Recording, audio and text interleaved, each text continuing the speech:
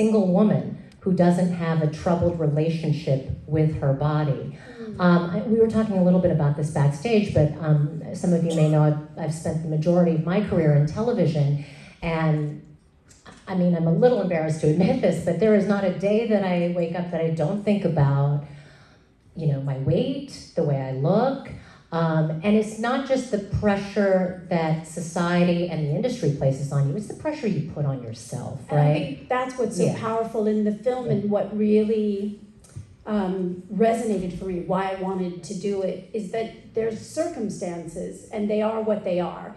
And there are definitely standards that exist where, you know, women age out and or just get old, and men get more distinguished and rugged. And I think, but for me, the way I've looked at it is that there's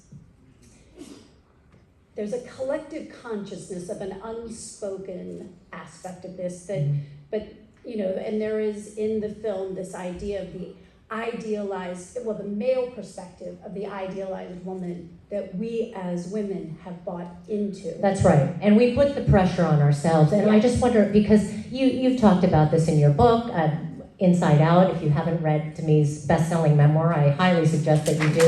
You can't, honestly, I do not say this about a lot of books, you cannot put it down. Thank you. And part of the reason why you can't put it down is because of how honest you are. You really bare your soul, and I give you so much credit because that takes a lot of courage.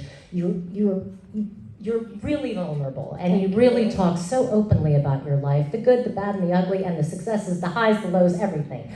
I highly suggest you read the book. Now, having said that, you do talk in the book about the lengths to which you would go to sort of get your body into a place that you felt it needed to be for a certain role or a certain period.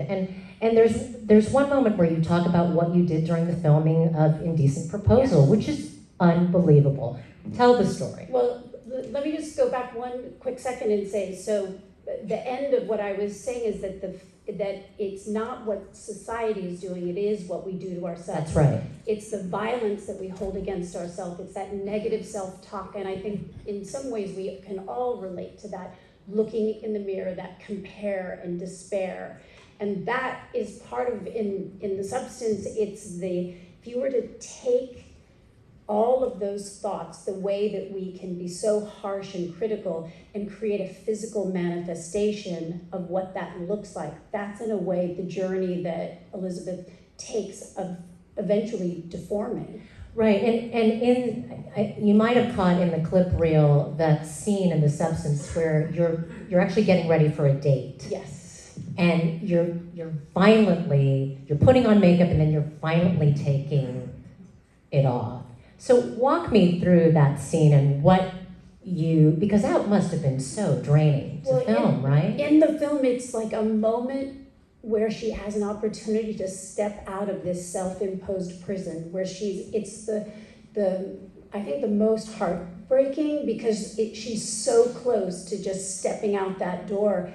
You know, where you go, you look in the mirror, you find something wrong, and you try to make it better, and then it's not working. And you try something else, and then it just gets worse. And as again, I look up and I see this gorgeous photo of Sue, played by Margaret Qualley. It's then an even deeper aspect of the self-loathing until the point where you just can't take it. You break. Yeah. You break. But back to your other point about the crazy things that I put myself through, it goes back again to not what anybody was doing to me, but it's what I was doing to myself. For sure. And the value that I was putting on how my body looked was immense. Almost to the point of it being like life or death, that if my body wasn't a certain way, that I would be completely rejected. And I remember on Indecent Proposal, I had a new baby that I was feeding through the night. I was getting up in the dark, biking from Malibu to Paramount, which is about 26 miles. Each and then way. Working a full day. And when I finally hit a point where I was like, well, what am I doing? And who is this really for? Right. I mean, I look at it today and I was like that is absolutely ridiculous. But but I wonder, you know, I mean, as you get older, I just wonder, do you feel like you're kinder to yourself now?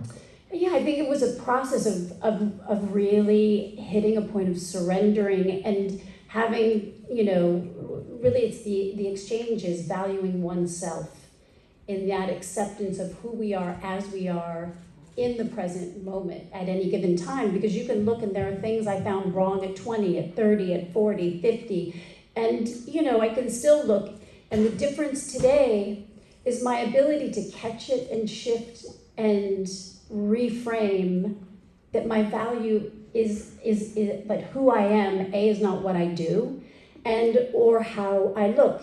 And while we all want to look the best we can, and there's nothing wrong with that, but being healthy, being like living a life today that I want to, like I live today for how I want to be when I'm 80. And might I add, you've never looked better.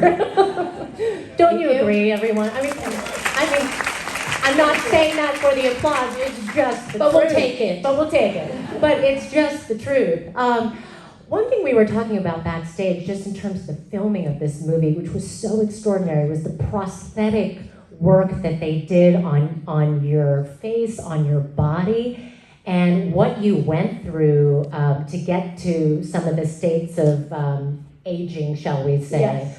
Talk a little bit about that, because that was extraordinary and probably took a lot of patience on your part. I mean, the prosthetic works, I sat in the chair anywhere from 6 to 9.5 hours.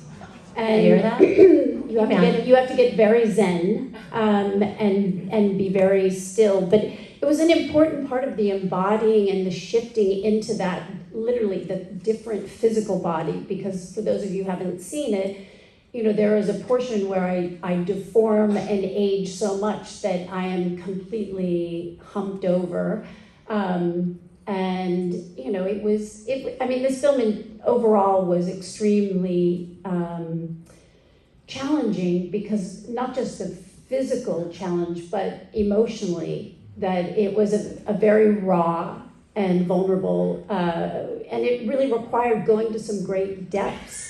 And you talk about, and we were talking backstage about how, I don't know if this is okay to say, yeah, but let's please. just say it, when you were going for the role, you met with the director multiple times, and ultimately you did what?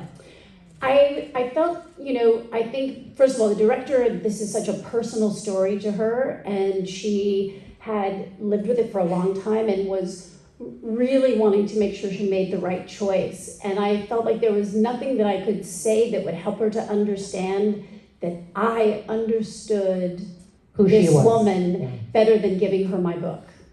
Right. And so she gave her, the director, her memoir, and I think it sealed it, because you see she got the role, right? I mean, I think she understood that I had tortured myself for so long. Right. But more importantly, that I had reached a place of healing that allowed me to be to the other side, which gave me the place to really reach into myself and bring to her. So I want to talk a little bit, because